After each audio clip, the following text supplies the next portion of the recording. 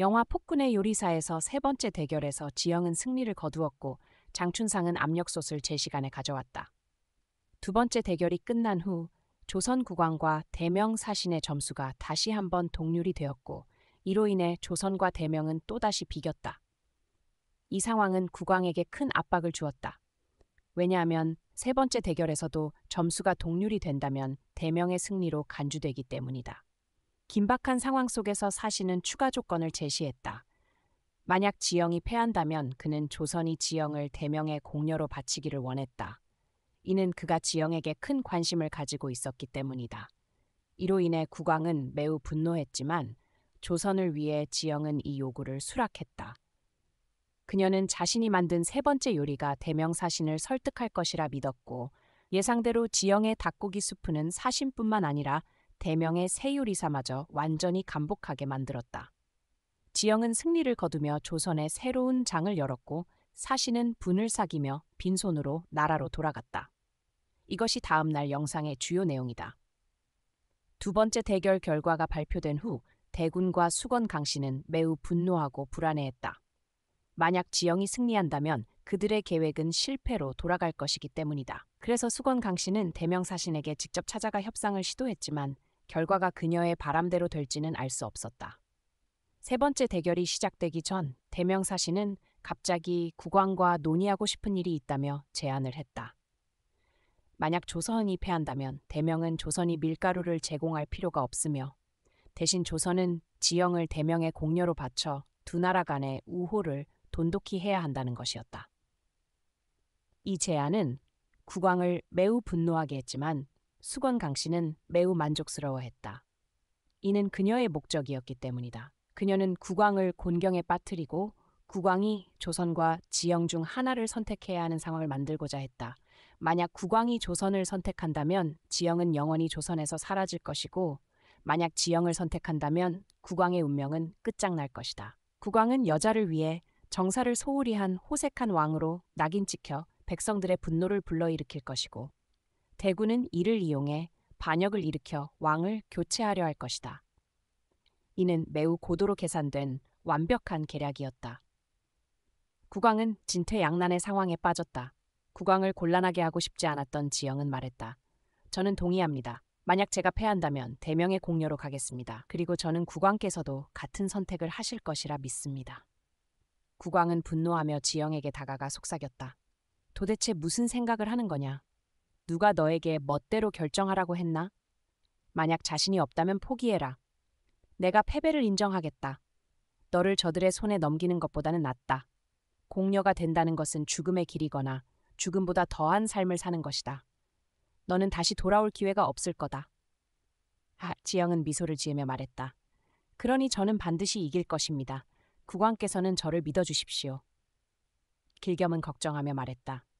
아가씨 미쳤어요? 차라리 패배를 인정합시다. 아가씨가 떠나면 저는 어쩌란 말입니까? 지영은 미소를 지으며 말했다. 길겸아, 걱정 마. 나도 한번 판돈을 걸어보고 싶어. 어떻게 될지 보자. 길겸은 말했다. 하지만 그 요리를 만들려면 압력솥 뚜껑이 꼭 필요해요. 그가 제 시간에 가져올 수 있을까요? 왜 아가씨는 그를 그렇게 믿는 거죠? 아가씨, 멈춰요. 지영은 단호히 말했다. 아니야, 우리에게 물러설 길은 없어. 여기서 멈춘다면 패배를 인정하는 거잖아. 길겸 나는 그를 믿어. 공길도 믿어. 그가 반드시 제 시간에 가져올 거야. 지영의 결연한 태도를 본 국왕은 말했다. 좋다, 나도 한번 걸어보겠다. 너에게 모든 믿음을 걸겠다. 국왕은 사신의 요구를 수락했고 조건을 제시했다. 만약 대명이 패한다면 대명은 조선의 모든 요구를 들어줘야 한다. 사신은 비웃으며 동의했다. 대결이 시작되었다. 지영은 모두에게 동기를 불어넣으며 말했다. 조선의 운명이 이 결과에 달려있으니 우리는 최선을 다해야 한다. 우리의 모든 능력을 발휘해 싸워야 한다. 지영이 닭고기를 재료로 준비하는 모습을 본 대명 요리사는 비웃으며 말했다. 저 여자가 닭고기 스프를 만들 건가? 그건 맛있는 요리지만 만들기 매우 어렵다. 저렇게 자신만만하다니. 지영은 대명 요리사의 생각을 읽고 비웃으며 말했다. 두고 봐라. 우리가 반드시 이길 테니. 1시간이 지나고 지영은 준비 단계를 마쳤지만 압력솥 뚜껑은 여전히 도착하지 않아 모두가 초조해했다. 지영은 가장 불안했다. 그녀는 자신의 목숨을 걸고 이 요리에 모든 것을 걸었기 때문에 절대 질 수 없었다. 하지만 뚜껑이 제 시간에 도착하지 않으면 요리가 완성될 시간이 부족해 그녀가 이 요리에 담고자 했던 모든 정수를 끌어내지 못할 터였다. 지영이 절망에 빠져 있을 때 장춘상이 갑자기 나타났다.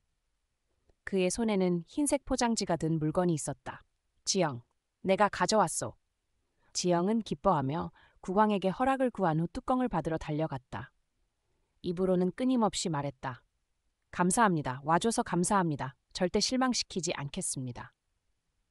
지영은 재빨리 뚜껑을 덮고 솥을 불 위에 올려 요리의 두 번째 단계를 준비했다. 장춘상의 등장은 대군과 수건 강씨를 매우 분노하게 했다. 그들은 이전에 장춘상을 암살하기 위해 자객을 보냈지만 국왕이 이를 미리 예상하고 공기를 보내 그를 보호하게 했기 때문에 실패한 것이었다. 압력솥 덕분에 지영의 요리는 완성되었다. 장식이 끝난 후 조선과 대명의 요리가 올려졌다. 공정한 대결을 위해 국왕은 지영과 대명의 세 요리사가 함께 점수를 매기자고 제안했다. 사신은 세 요리사의 실력에 자신만해하며 동의했다. 대명의 요리가 먼저 시식되었다. 요리의 모든 정수가 대명 요리사들에 의해 담겨 있었고 대명은 원래 수프를 가장 잘 만드는 곳으로 유명했기 때문에 이번 대결에서 매우 자신 있었다. 실제로 그 수프의 맛은 국왕을 약간 불안하게 만들었다. 너무나 완벽했기 때문이다. 하지만 지영이 맛을 보자 그녀는 말했다. 이 수프는 한 가지 양념이 부족해서 완벽하다고 할 수 없다. 대명 요리사는 매우 놀랐지만 지영이 자신들의 요리를 비웃으려 한다고 생각해 약간 화를 냈다. 다음은 지영의 요리 차례였다. 국왕과 사신은 지영이 만든 수프에 놀랐다. 닭고기 수프는 맑고 달콤하며 향기롭고 먹는 이로 하여금 매우 편안하고 생기 넘치게 만들었다. 사신마저 완전히 매료되었다. 대명이 맛을 본 후에도 매우 놀랐다. 당백룡은 말했다. 어떻게 이런 맛을 낼 수 있지? 지영은 자신 있게 설명했다. 모두 이 솥 덕분입니다.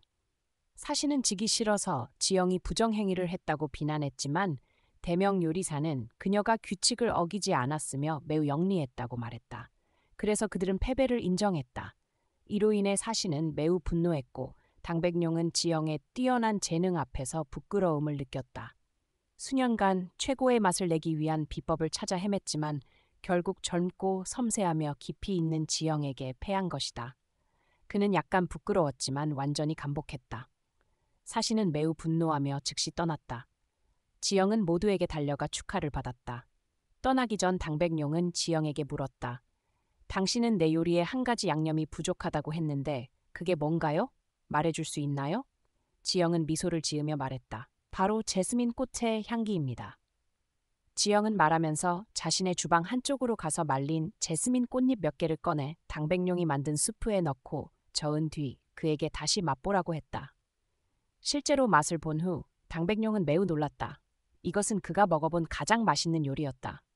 지영은 미소를 지으며 말했다. 만약 오늘 당신이 이 꽃잎을 사용했다면 제가 대명을 이겼을지 장담할 수 없었을 겁니다. 지영의 겸손함을 본 당백룡은 고개를 숙이며 말했다. 아니요, 나는 당신을 절대 이길 수 없었습니다. 지영, 나는 정말로 당신에게 완전히 감복했습니다. 조선은 당신 같은 요리 인재를 가진 것이 정말 행운입니다. 수건 강씨와 대군의 계획은 처참히 실패했다. 그들은 앞으로 지영과 국왕을 해치기 위해 무엇을 할 것인가? 다음 영상에서 계속 밝히겠습니다. 안녕하세요. 다음에 만나요.